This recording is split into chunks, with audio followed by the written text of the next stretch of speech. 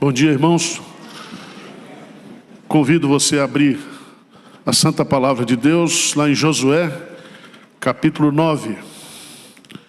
Josué, capítulo 9. Esse é um dos capítulos que nos impacta pela manifestação da graça de Deus em prol de um povo. Só para a gente fazer uma recapitulação, no capítulo de 1 a 5 de Josué, 1 a 5, nós temos a preparação para a conquista da terra. Capítulo 4,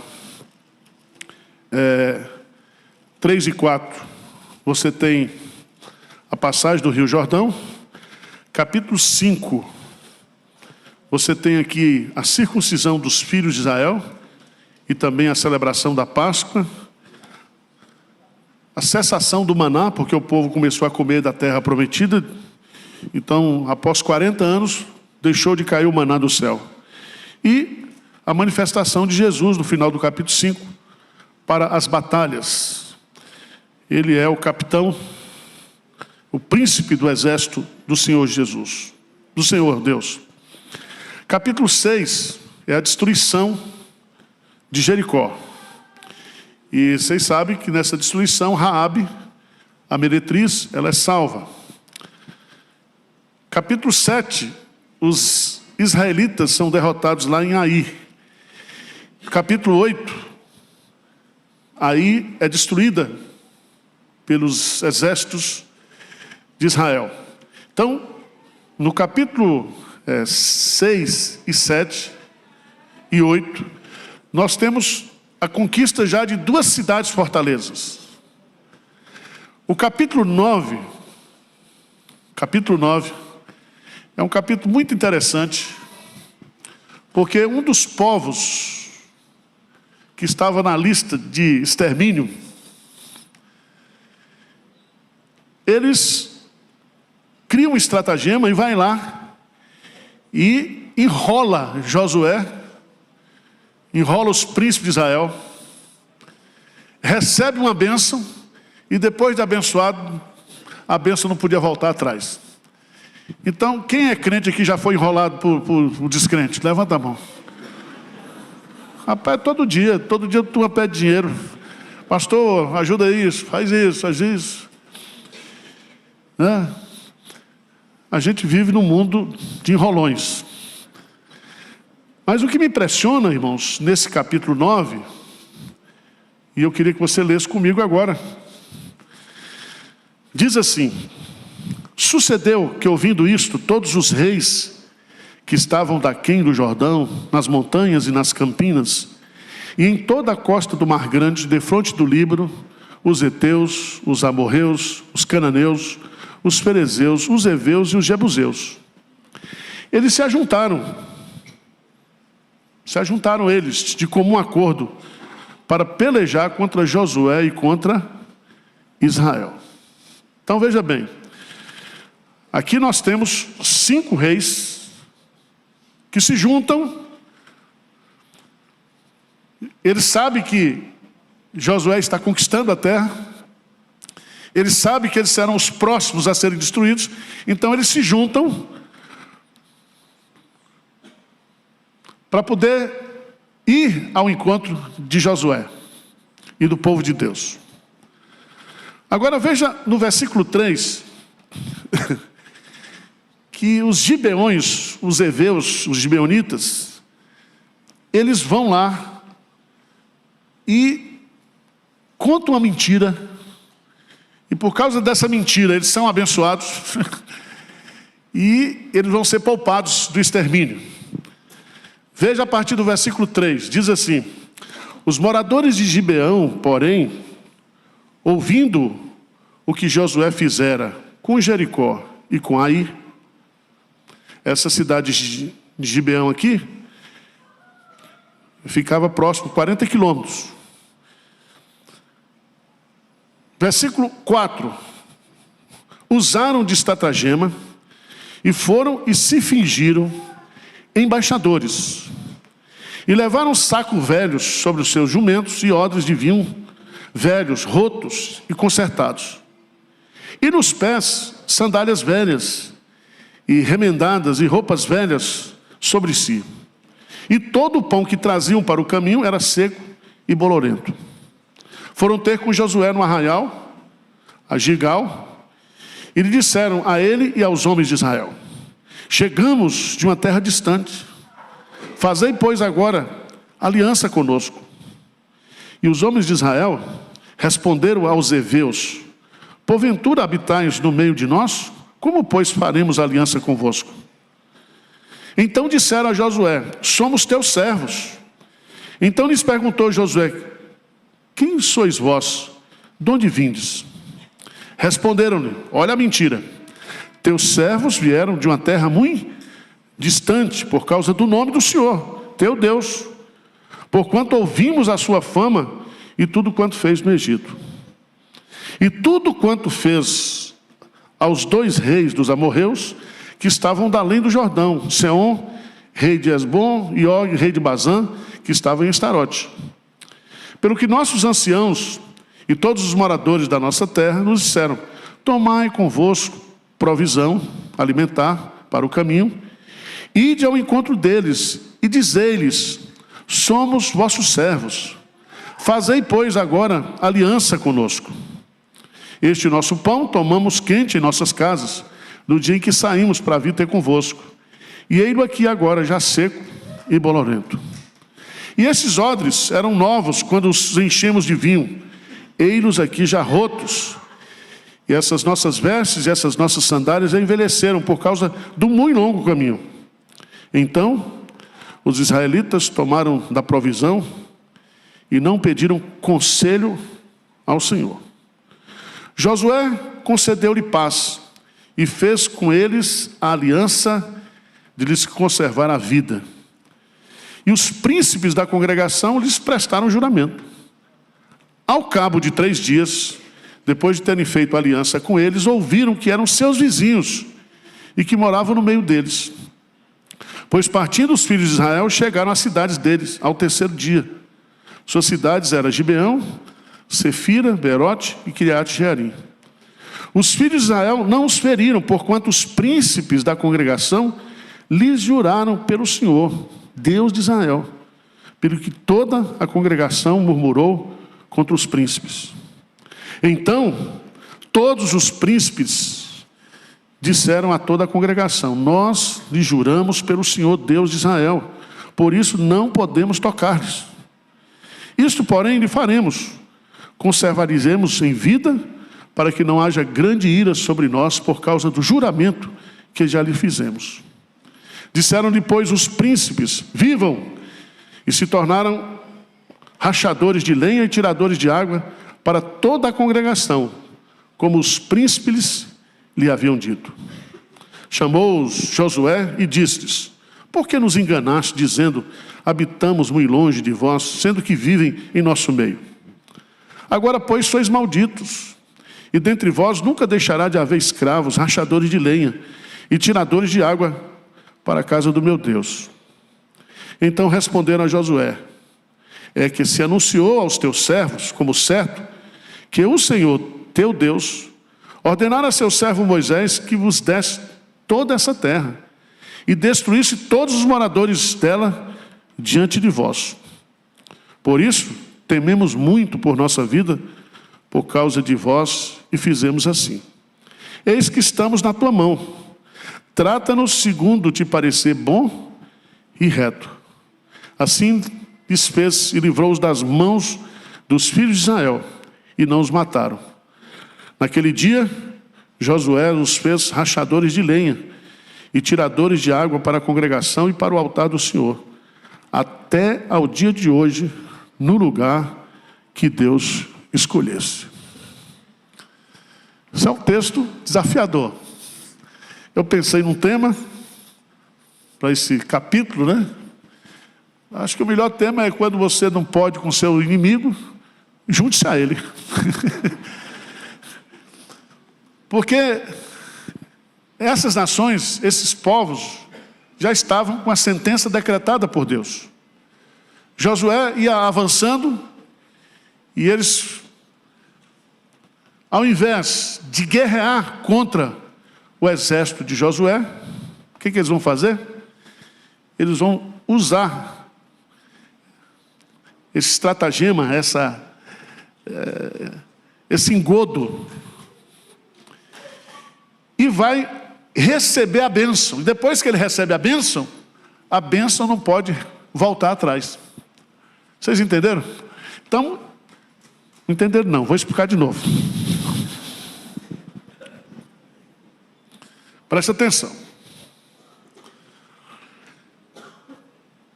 2 cidades já foram conquistadas. Quais são elas? Jericó e Ai.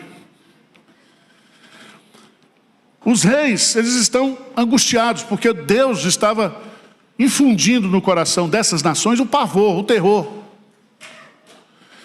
No capítulo 1 e 2, como nós lemos aí, veja lá. Sucedeu que, ouvindo isso, todos os reis que estavam daquém do Jordão, nas montanhas e nas campinas, em toda a costa do Mar Grande, defronte do Líbano. Quais são os povos? Os heteus, os amorreus, os cananeus, os ferezeus, os heveus e os jebuseus. Se ajuntaram eles de comum acordo para pelejar contra Josué e contra Israel. Só que aí, os moradores de Gibeão falou, ao invés da gente se juntar para brigar com eles, vamos lá e vamos fazer o quê? Um acordo de paz. Porque a sentença estava decretada. E é muito interessante, meus amados irmãos, porque esses moradores de Gibeão são os heveus. Isso significa que Deus, na sua graça, mesmo a sentença estando sendo decretada, ainda há graça imerecida. E Deus então vai poupar os heveus. E esses heveus, eles vão servir a Israel o tempo todo. Vão se tornar escravos de Israel, servos de Israel, serão incorporados à nação de Israel. E é tão interessante que tudo isso acontece debaixo da providência de Deus. Deus estava no controle de tudo. Então há sempre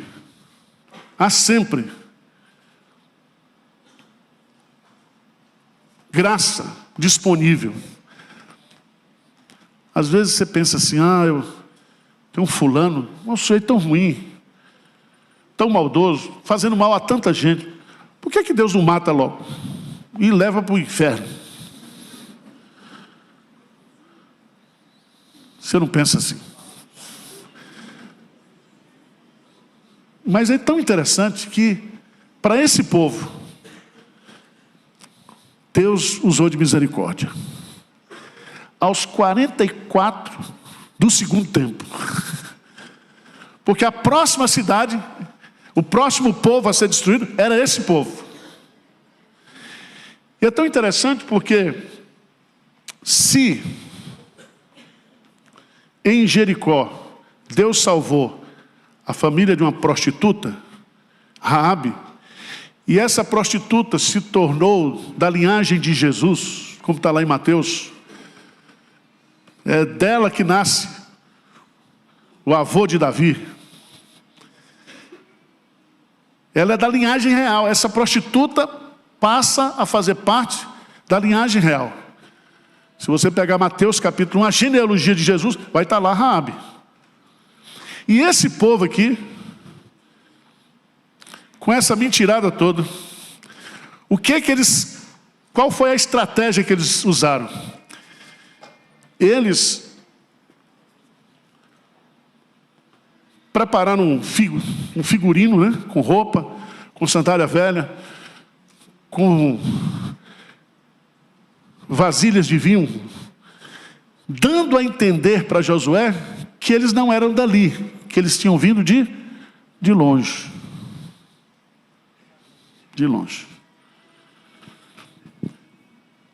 Leia para mim, por favor, versículo 14, de Josué 9:14. Lê comigo aí, o que diz?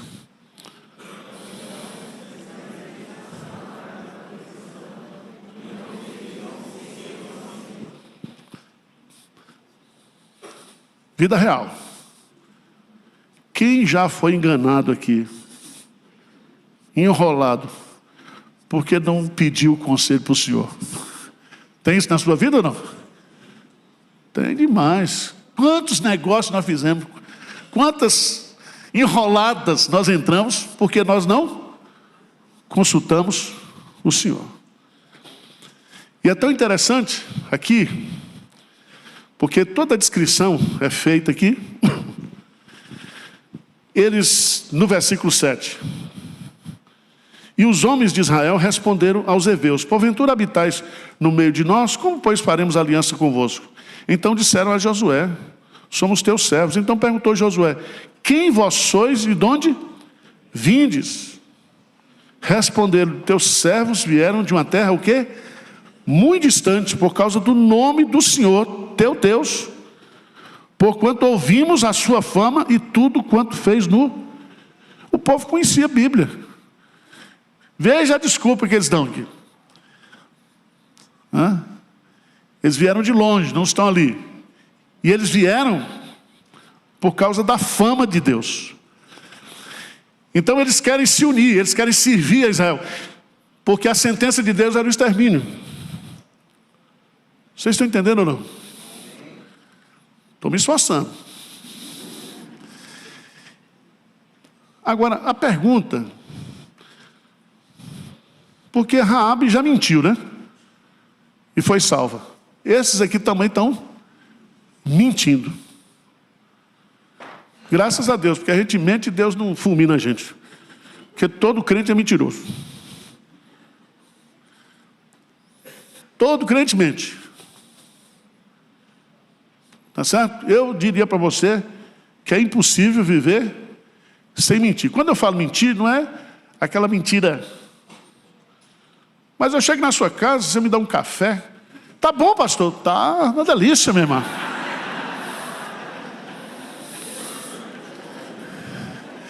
E a mãe, que tem um filho feio, chega: oh, pastor, como meu filho é lindo. Diz: é verdade, é diferenciado, né? São aquelas mentiras para você sobreviver. Mas aqui não, aqui foi um estratagema. Eles pensaram nos detalhes, nos mínimos detalhes, né? E foram lá. A partir do versículo 15, lê comigo o versículo 15, o que diz aí? Josué concedeu-lhes paz e fez com eles aliança, de lhes conservares a vida, e os príncipes das congregações lhe prestaram o quê? Juramento. Era o que eles queriam. Aliança para viver, aliança para não ser exterminado. E aqui não houve somente aliança com Josué, que era o líder, mas os representantes das tribos, os príncipes, também o que? Prestaram juramento.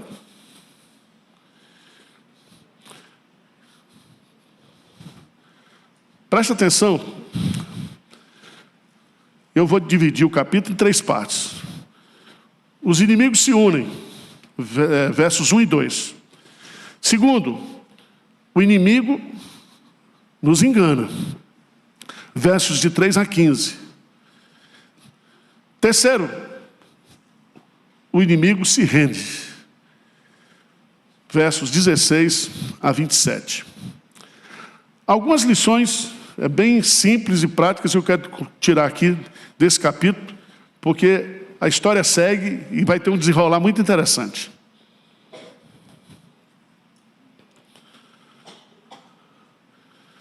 Primeira lição que eu e você devemos aprender como crentes é que nós não podemos e devemos tomar decisões da nossa vida sem consultar o quê? o Senhor.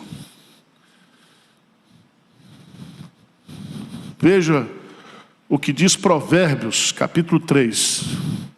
Provérbios, capítulo 3. Vamos lá?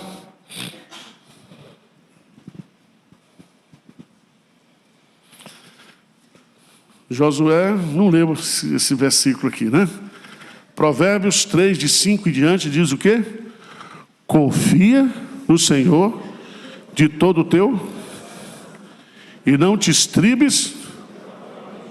Preste atenção. Quando diz aqui, confia no Senhor e não te estribes, aqui é a ideia de você confiar, deitar na sua competência, no seu entendimento. O que Josué fez? Josué tomou uma decisão baseada naquilo que ele estava vendo. Ele tomou uma decisão pelas aparências. Não é assim? Você vai comprar um imóvel, o dono do imóvel é maravilhoso, você adorou o imóvel, você tem dinheiro para comprar um imóvel, mas faz o seguinte, vai lá no registro de imóvel e levanta a documentação. Não compra por aquilo que você está vendo. Não te estribes no próprio entendimento. Agora veja no versículo 6, lê comigo. Reconhece-o em todos os teus caminhos e ele indicará. Eu gosto desse versículo, porque de todo jeito, irmãos, nós vamos errar. Mas aqui é uma promessa maravilhosa. Reconhece Deus em todas as áreas da sua vida e ele vai ajudar você o quê? A endireitar os teus caminhos. Não seja sábio aos teus próprios olhos. Teme ao Senhor e aparta-te do mal. Será isso saúde para o teu corpo e refrigério para os teus ossos. Então, a primeira lição que eu aprendo nesse capítulo aqui é que nós não devemos tomar decisões importantes na nossa vida sem a direção de Deus. Segunda lição que eu aprendo nesse texto, e que Deus enfatiza isso muito, é que uma vez a palavra dada, está dada. Porque o que tem de crente sem vergonha hoje, porque se a sua palavra não vale nada, meu irmão, você tem um problema de caráter. Uma palavra dada não pode ser negada.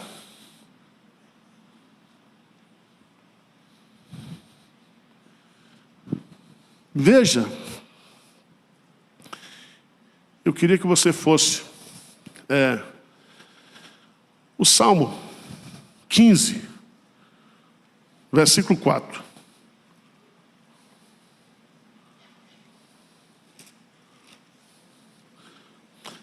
Cidadão dos céus, quem, Senhor, habitará no teu tabernáculo? Quem há de morar no teu santo monte? Aí ele vai colocando: o que vive com integridade, pratica a justiça de coração, fala a verdade, o que não difama com a sua língua, nem não faz mal ao próximo, nem lança injúria contra os seus vizinhos. Lê comigo o versículo 4. O que a seus olhos tem por desprezível ao répro, mas honra aos que temem ao Senhor, que jura com dano próprio e não. Você deu a palavra, mesmo que você tenha prejuízo, você tem que honrar a sua palavra.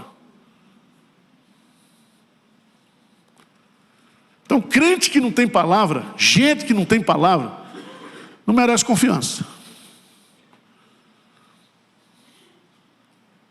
Está entendendo o que eu estou dizendo? Os príncipes deram a palavra, Josué fez a aliança, 3 dias depois, veja lá no versículo 16. Ao cabo de 3 dias, depois de terem feito aliança com eles, versículo 16, ouviram que eram seus vizinhos e que moravam o quê? No meio deles. Aí diz assim no versículo 17, pois partindo os filhos de Israel, chegaram às cidades deles ao 3º dia. Suas cidades eram Gibeão, Sefira, Beorote, Quireat e Jearim. Os filhos de Israel não os feriram, porquanto os príncipes da congregação lhes juraram pelo Senhor, Deus de Israel, pelo que toda a congregação murmurou contra os... Isso aqui é igual o marido quando faz o negócio errado. A mulher chega e diz, eu não falei para você não fazer? Já está feito.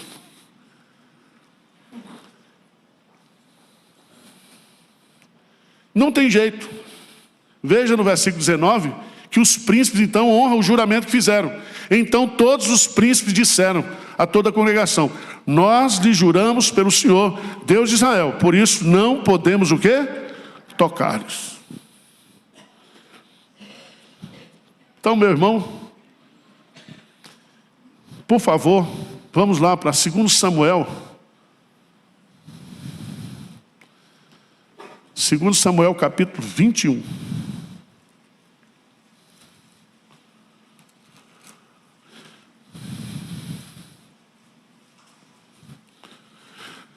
Sabe quem atacou os gibeonitas? Fez guerra contra os gibeonitas? Saul, o rei Saul. Porque uma vez esse acordo vai durar para sempre. É um juramento do Senhor. Aí veja no capítulo 21, houve em dias de Davi uma fome de 3 anos consecutivos. Davi consultou ao Senhor e o Senhor lhe disse, há culpa de sangue sobre Saul e sobre a sua casa, porque ele matou os gibeonitas. Olha Deus honrando a palavra dele. Diz o texto sagrado que Davi então chamou os reis gibeonitas e lhes falou, os gibeonitas não eram dos filhos de Israel, mas do resto dos amorreus. E os filhos de Israel lhes tinham jurado poupá-los.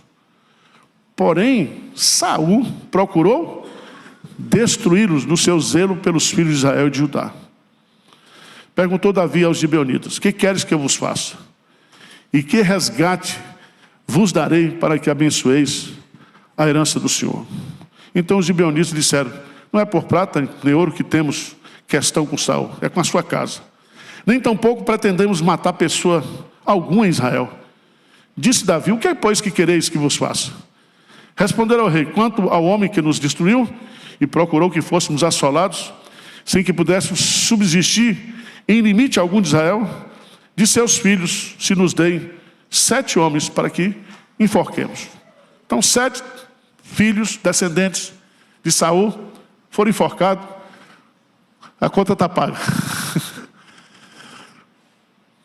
Vocês estão entendendo o que eu estou dizendo? Aquilo que Josué fez, enganado, não podia ser mais o quê? Removido.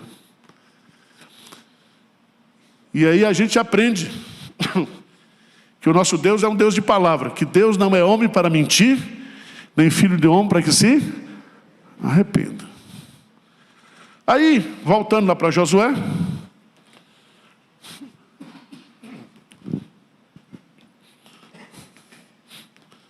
versículo 22, chamou-lhes, versículo 21, disseram-lhe, pois, os príncipes, vivam, e se tornaram rachadores de lenha e tiradores de água para toda a congregação, como os príncipes lhe haviam dito. Eis, no versículo 24, versículo 23, lê comigo o versículo 23, o que diz? Agora, pois, sois malditos, e dentre vós nunca deixará de haver escravos, rachadores de lenha e tiradores de água para a casa do meu. Qual foi a maldição? Mentiu, não vamos matar você, tem que preservar. Vocês vão trabalhar para nós. Vocês vão fazer um serviço, um trabalho que é extenuante, que é humilhante, mas vocês vão fazer isso para a vida inteira. Essa maldição aqui é uma maldição assim, não haverá mudança no status quo de você. Porque um rachador de lenha pode ser um plantador de floresta, pode ou não pode? Começa rachando lenha, prospera. Mas o que ele está colocando aqui é o seguinte, a vida de vocês vai ficar limitada exclusivamente a ser rachadores de lenha e ser escravos para sempre. Mas tem uma coisa boa, é que vocês vão fazer isso, não somente para a congregação, mas também para a casa do meu Deus. Significa que eles terão o privilégio de se aproximar do tabernáculo, da casa de Deus. E coisas extraordinárias podem acontecer ou não, quando alguém se aproxima de Deus. Então, esse texto mostra claramente a graça de Deus aplicada a um povo que já estava com a sua sentença determinada. Por isso, quando você encontrar lá na Bíblia, arrependeu-se Deus, não é arrependeu-se de arrependimento, não. É que Deus, ele dá a sentença, mas se houver uma mudança no comportamento, a sentença, ela é o quê? Suspensa. Suspensa. No nosso caso, nós somos semelhantes aos gibeonitas, mentirosos, pecadores. Nós somos iguais a Raabe, a prostituta. E pelo sangue de Jesus, pela graça de Deus, nós somos o que somos hoje. Amém? Então, não há pecador tão grande, tão pecador, que não haja suficiência, abundância na graça de Deus para perdoar. Você lembra do ladrão na cruz? No último momento também da sua vida, Jesus disse para ele: eis que hoje mesmo estarás comigo no paraíso. O cara passou a vida inteira fazendo coisa errada. A sentença que ele estava recebendo era pelos seus crimes, mas naquele momento a graça o alcançou e todos os seus pecados foram perdoados. Agora, irmãos, vamos para o capítulo 10, para a gente entender. No capítulo 10, os 5 reis que nós citamos no início do capítulo 9, sabendo que Gibeão se uniu a Israel, o que eles fizeram? Juntaram os 5 reis e disseram: nós não vamos agora atrás de Josué não, nós vamos matar Gibeão. Olha a encrenca, parece briga de rua.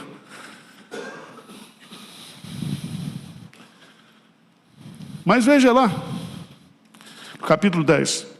Tendo Adoni-Zedeque, rei de Jerusalém, ouvido que Josué tomara Ai e havia destruído totalmente, e feito a Ai ao seu rei como fizera a Jericó, e ao seu rei que os moradores de Gibeão fizeram paz com os israelitas, e estavam no meio deles. Temeu muito, porque Gibeão era cidade grande, como uma das cidades reais, ainda maior do que Ai. E todos os seus homens eram o quê? Valentes. Pelo que Adoni-Zedeque, rei de Jerusalém, enviou mensageiros a Roão, rei de Hebron, e a Pirã, rei de Jabute, e a Jafa, rei de Laquis, e a Derbi, rei de Eglon, dizendo: subi a mim e ajuntai-me, firamos Gibeão, porquanto fez paz com Josué e com os filhos de Israel. Então se juntaram e subiram 5 reis dos amorreus: o rei de Jerusalém, o rei de Hebron, o rei de Jamute, o rei de Laquis, o rei de Eglon, eles e todas as suas tropas, e se acamparam junto a Gibeão e pelejaram contra ela. O que aconteceu? Versículo 6.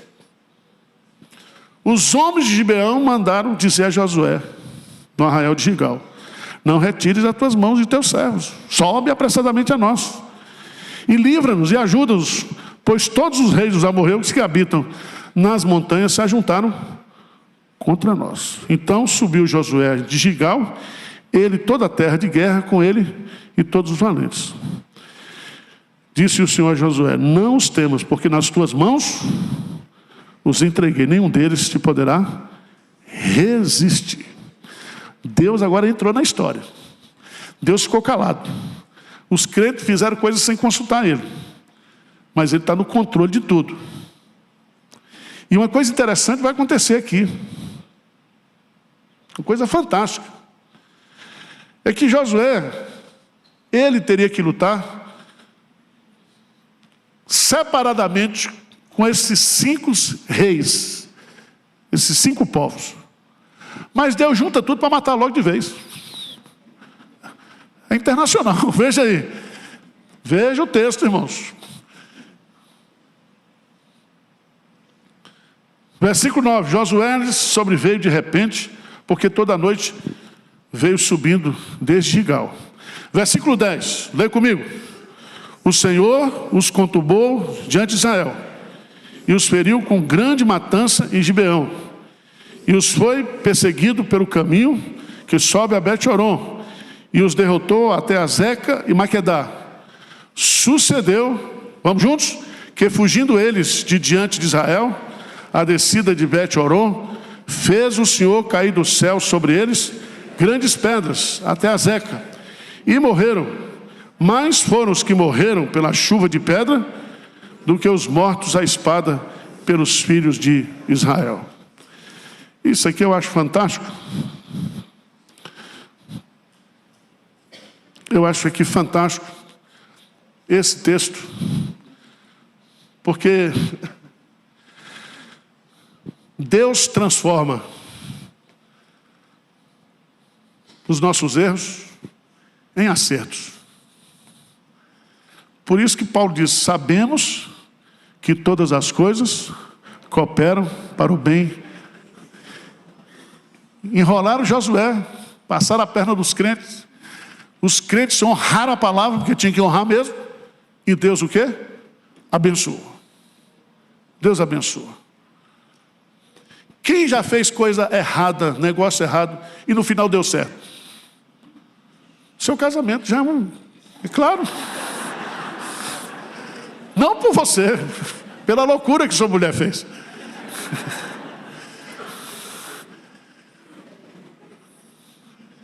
Eu li um pensamento que diz que até os 30 anos, você toma as decisões mais importantes da sua vida.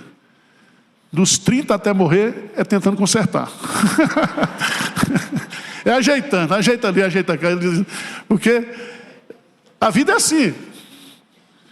Porque nós não estamos imunes aos erros.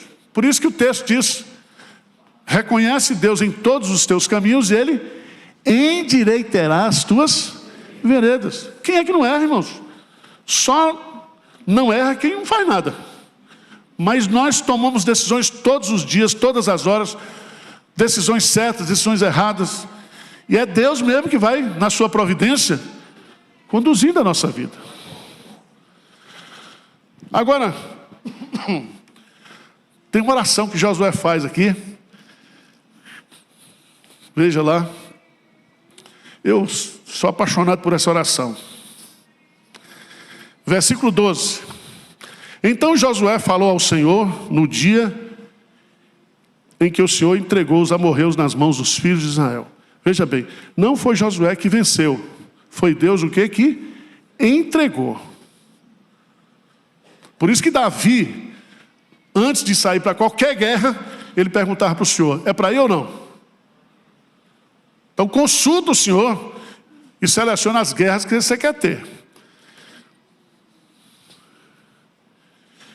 Diz aí: e disse na presença dos israelitas: sol, detente em Gibeão, e tu, lua, no vale de Ajalon. E o sol se deteve, e a lua parou, até que o povo se vingou de seus inimigos. Quem conhece aquele hino? Josué orou, e o sol parou. Não só foi o sol que parou. Deus deu uma travadazinha no movimento de rotação, certo? Que o dia foi estendido. No hemisfério norte tem muito disso. Você chega em países aí, 10 horas da noite, está dia claro. Então isso para Deus. Agora, ele fez isso porque Josué orou. E primeiro, é uma oração muito ousada. É ou não é? Ousada. Sol detente em Gibeão, e tua lua no vale. Eu não teria coragem de orar desse, não. Você teria? Eu dizia assim: Senhor, manda mais pedra na cabeça desse povo. Mas ele é ousado. Ele pede para Deus fazer o que nunca Deus tinha feito, gente. Mas o que eu acho interessante, eu acho que essa oração foi ditada pelo Senhor.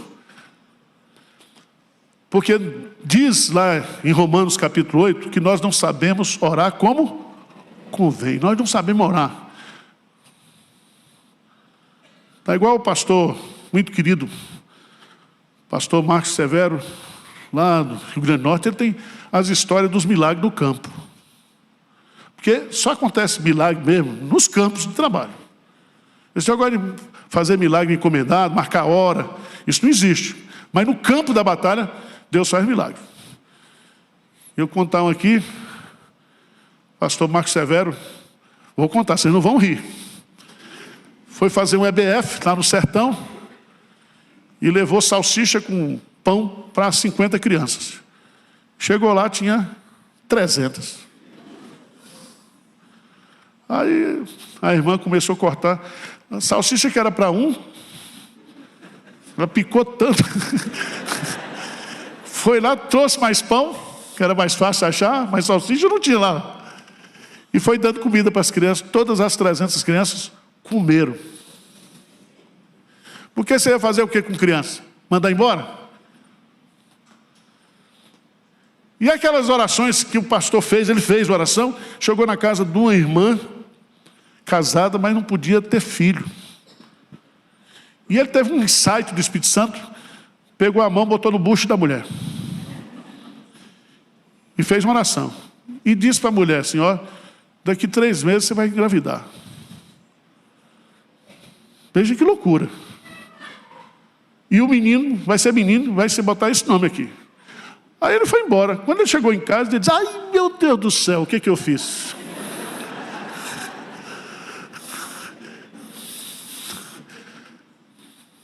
Sabe aquele negócio? Você tem umas orações que não pode fazer. Mas o bom foi que 2 meses depois a mulher engravidou, nasceu o menino e está lá como testemunho. Então Josué, irmãos, a gente precisa fazer umas orações ousadas. Ele está no meio da guerra. Ele diz: eu vou aproveitar, já que juntou os 5, vamos matar de vez. Não dá num dia, estica o dia. Mas nós temos que resolver esse assunto. E diz o texto sagrado que Deus atendeu. A oração, ela não teria sido respondida pelo poder divino se não tivesse sido ditada pela graça divina.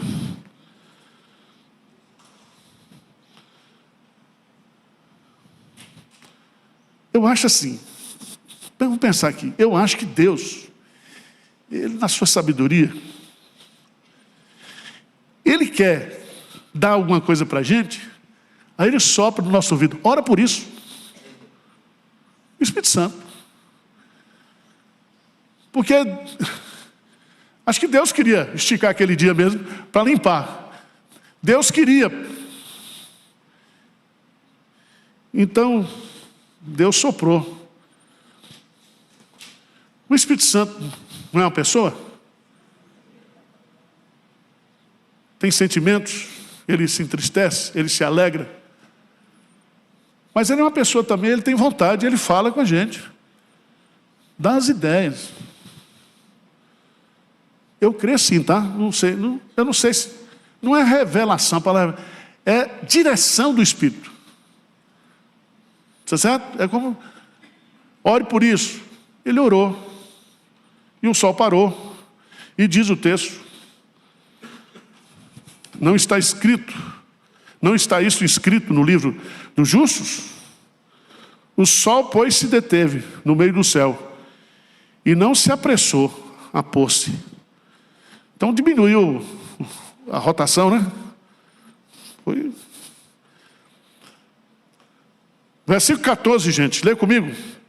Não dia semelhante a este, nem antes nem depois dele, tendo o Senhor assim atendido a voz de um homem, porque o Senhor pelejava Louvado seja Deus por isso. É uma oração ousada, é uma oração feita na batalha, é uma oração respondida de imediato. É uma oração que no meu coração foi ditada pelo Espírito Santo. Ora por isso aí. Porque no meio do tiroteio, não é tiroteio não, da pancadaria. Ele orar por isso, Deus colocou essa oração.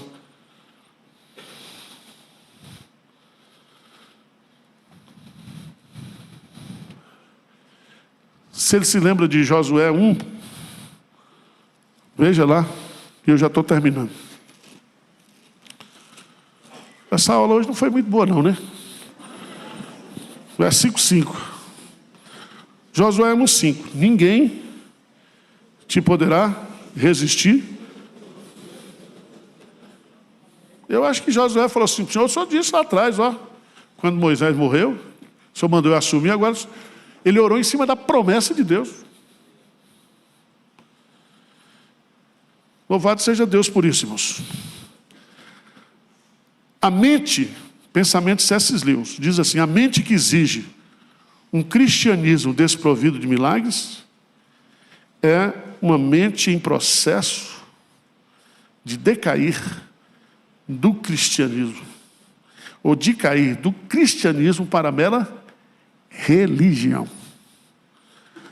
O nosso Deus é o Deus de milagres, e Ele continua fazendo.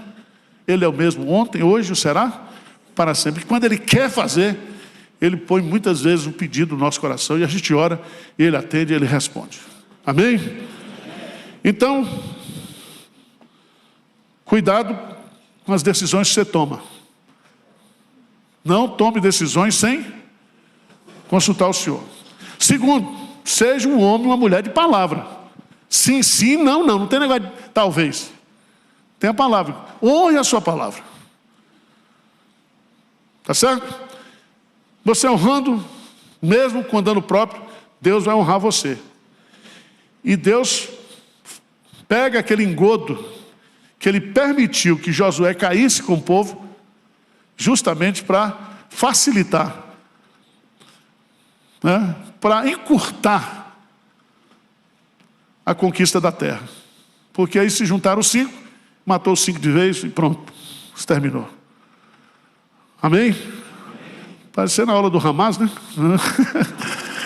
Vamos embora, vamos ficar de pé e vamos orar. Vou terminar 10 minutos para você ir votar aqui, ó. É só sair aqui e votar. Tá bom? Quem não votou ainda. Vamos orar? Senhor Deus, nós ficamos encantados, ó Deus, com a sua maneira de agir na nossa vida, na vida da igreja. Nós te louvamos porque a batalha não é nossa, é tua. E é o Senhor e do Senhor que procedem todas as nossas vitórias. Deus, conserta aquilo que muitas vezes nós fizemos e erramos, mas o Senhor é o Deus que pode consertar, que pode restaurar, que pode restituir qualquer coisa na nossa vida. Não há vaso quebrado em tuas mãos que não possa ser refeito, restaurado, Pai. E que nós não fiquemos também murmurando, remoendo os erros do passado, mas que possamos trazer à nossa memória aquilo que nos dá esperança. Anima o teu povo, encoraja o teu povo. Nós oramos em nome de Jesus. Amém.